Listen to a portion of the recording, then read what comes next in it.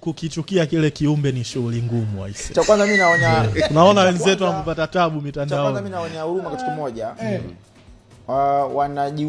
Wanajinyima raha ya mpira.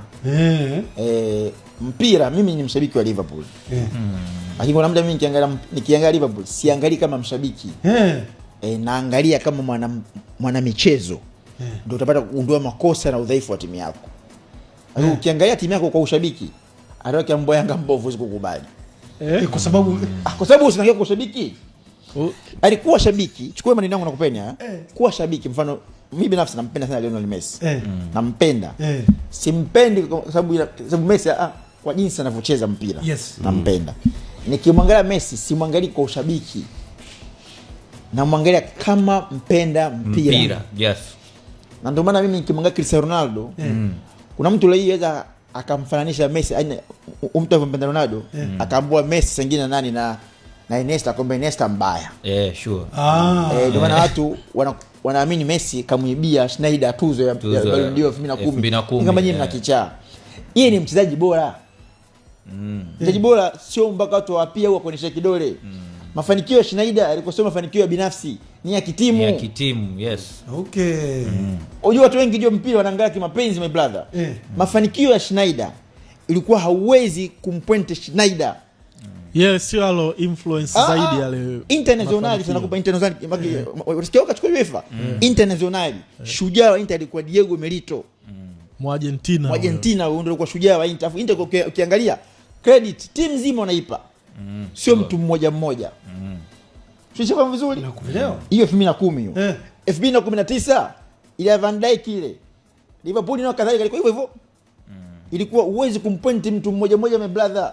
Ilikuwa ni teamwork ilifanya kazi, timu nzima. Yaani hapo Mohamed unaizungumzia mchezaji wa timu yako. Wa timu yangu Van Dijk. Mimi sio mpira. Na unakubali. Hata mfano ukiangalia Arsenal. Mwaka huu mfano angechukua UEFA Champions League, ungempa nani Ballon d'Or? Ungempa nani Arsenal? Ndio amechukua UEFA mfano msimu huu. Arsenal UEFA angechukua, ungempa nani Ballon d'Or? Declan Rice.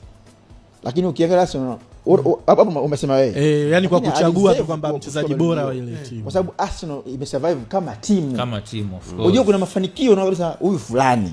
Sasa zamani alikuwa mafanikio ya Barcelona ama Madrid. Cristiano unamkuta Madrid ikiwa bingwa wa Champions League. Kaangalia namba zake. Yeye binafsi tu unaona yani unaweza kukuta kachangia 70% ya magoli. Kutoa magoli yake wao achukui kombe. Kaangalia namba za Messi. Au hata msimu huu Argentina ikitokea wanapata chochote, yatoa yale magoli ya Messi afu angalia Argentina kwa wapi. Wanaweza hapa shughuli ipo. Sisi vizuri. Ndio maana ya mchezaji bora atupeani tu. Kuna mwaka anasema Cristiano Ronaldo si kaiba nayo 2013. Ribery mwaka ule unaweza kumsifia Ribery, unaweza kumsifia Robben. Ule mwaka ule Bayern ile. Lakini kuna muda anaamka Robben, kuna muda anaamka Ribery, kuna muda anaamka Mandzukic. Sisi kwambia kweli. Yaani ilikuwa haijabebwa na mtu mmoja, lakini mafanikio ya Madrid wanaona kabisa yanabebwa na mtu mmoja. Kwamba wengine ni party, lakini mtu fulani ndio shujaa. Mafanikio ya Barca anaweza mtu fulani ndio shujaa. Wakaenda mbali wakasema Iniesta ibidi apewe sababu kachukua World Cup. Huyo Iniesta mwenyewe tu. Ile Barca ile ilichukua La Liga, ilichukua nani? Ndani ya Barca tu Iniesta kazidiwa kila kitu na Messi. Kila kitu. Simama naye, ukitoa anaishi.